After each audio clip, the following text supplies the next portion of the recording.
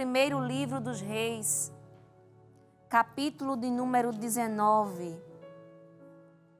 Nós iremos ler dos versículos 9 até ao versículo 13, que nos diz assim a santa palavra do Senhor. Se você puder, pegue a sua Bíblia e acompanhe conosco nesse momento a leitura da palavra do Senhor.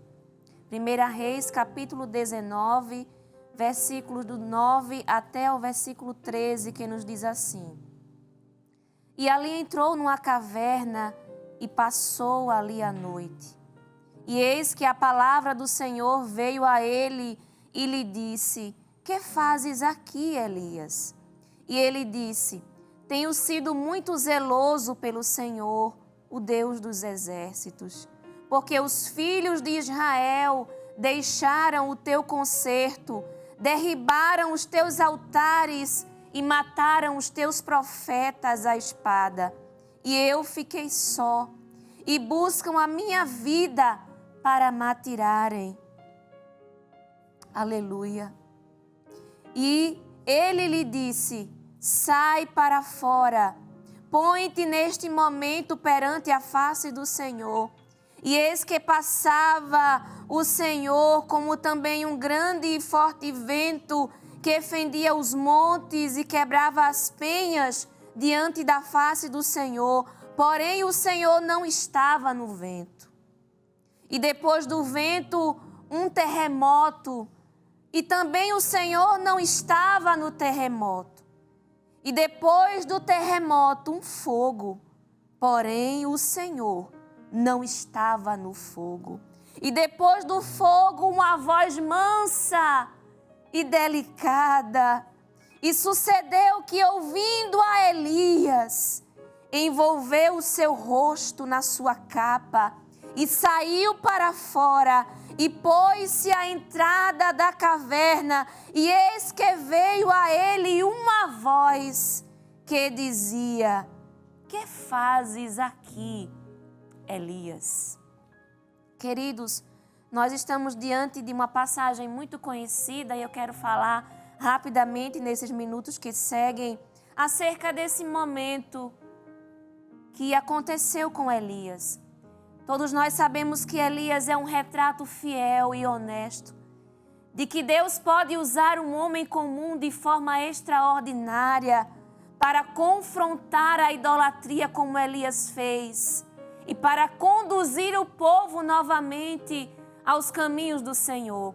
Elias era um homem rude, um homem simples, chamado por Deus para um ministério profético pujante, desafiador.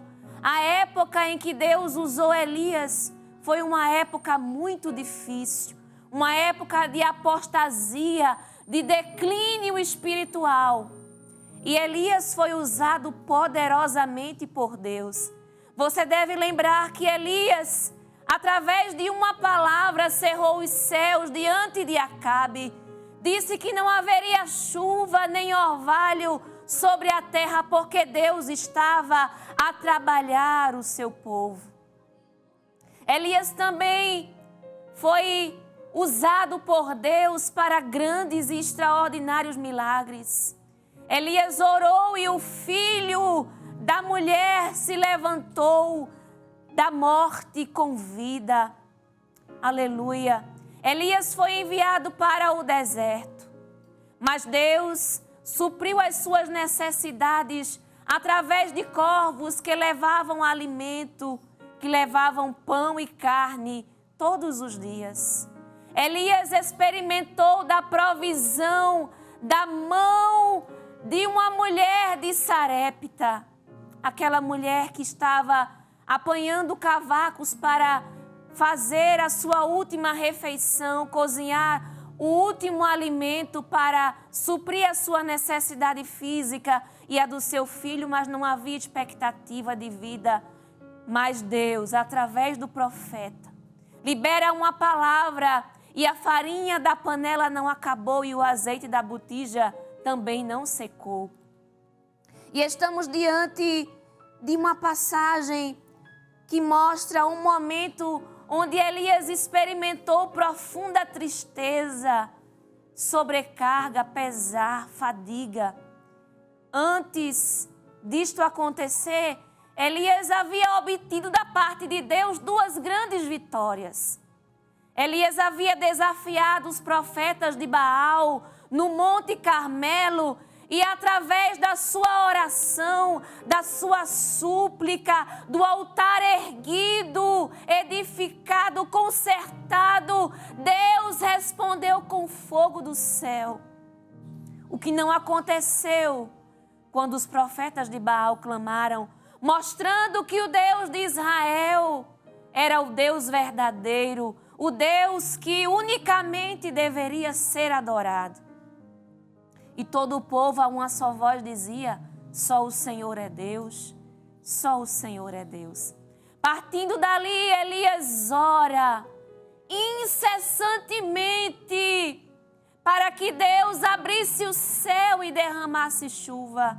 E ele ora 1, 2, 3, 5, 7 vezes, até que o moço vê algo se movendo no céu.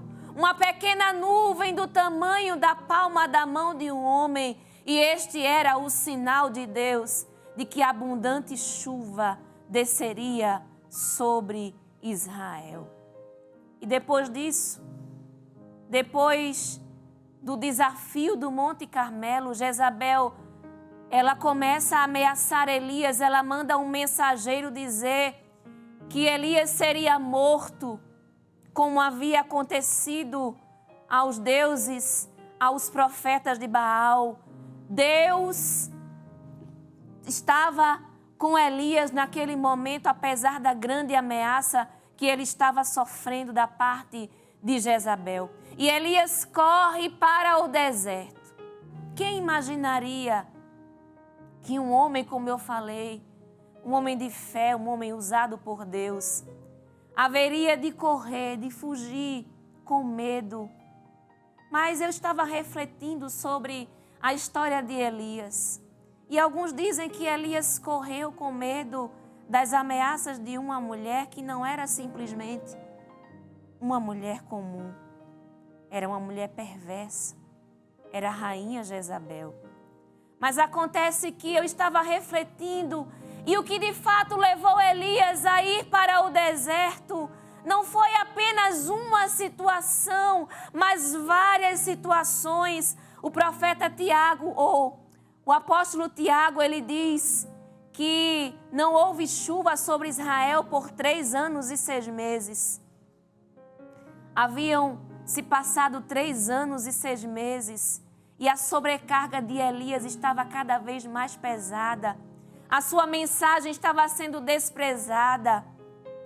Não havia à sua vista homem que fosse fiel ao Senhor. Ele vivia momentos de extrema fadiga, de cansaço físico, de cansaço emocional. E eu quero te dizer nesta tarde, Elias é um retrato de que, apesar de sermos crentes, apesar de servirmos ao Senhor, nós somos seres humanos. A palavra do Senhor diz em Tiago capítulo 5 que Elias era um homem sujeito às mesmas paixões que nós. Era um homem sujeito aos mesmos sentimentos que nós. E é tão interessante que a palavra do Senhor, ela não esconde os defeitos, os momentos de fraqueza, mas ela nos mostra para que tenhamos, por exemplo, e saibamos que nós também podemos passar por momentos semelhantes. E o desânimo aparece após experiências que exigem esforço e que envolvem grandes emoções. E Elias foge. Elias foge para o deserto de Berseba, no extremo sul de Judá. E ali Elias se assenta debaixo de um zimbro. E extremamente cansado, ele cai num sono, mas é despertado pelo anjo do Senhor que ele disse: levante e coma. E de forma surpreendente, Elias avista pão e água e ele se alimenta. E com o alimento que Deus havia provisionado para Elias, ele começa a caminhar novamente 40 dias e 40 noites. E é interessante que Elias chega a uma caverna.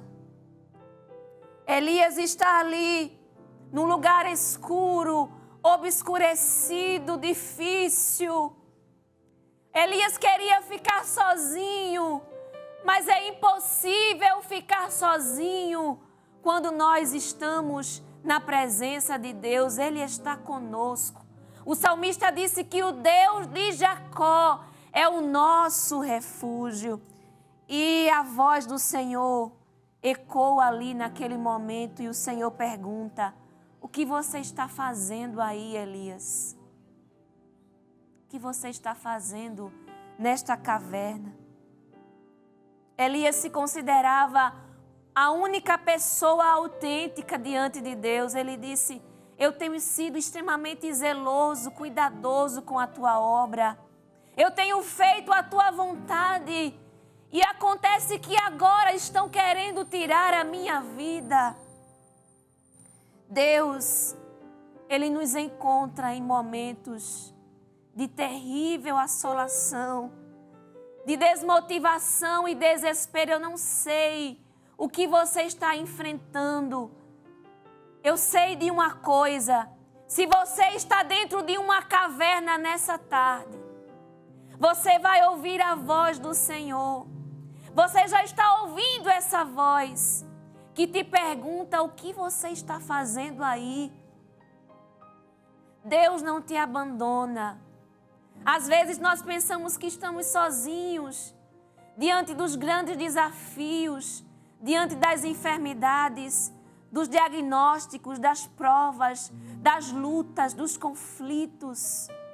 Mas a palavra do Senhor diz, o próprio Deus afirma: pode uma mãe se esquecer do filho que amamenta, do filho do seu ventre, mas ainda que esta venha a se esquecer, todavia, o Senhor diz: eu não me esquecerei de ti.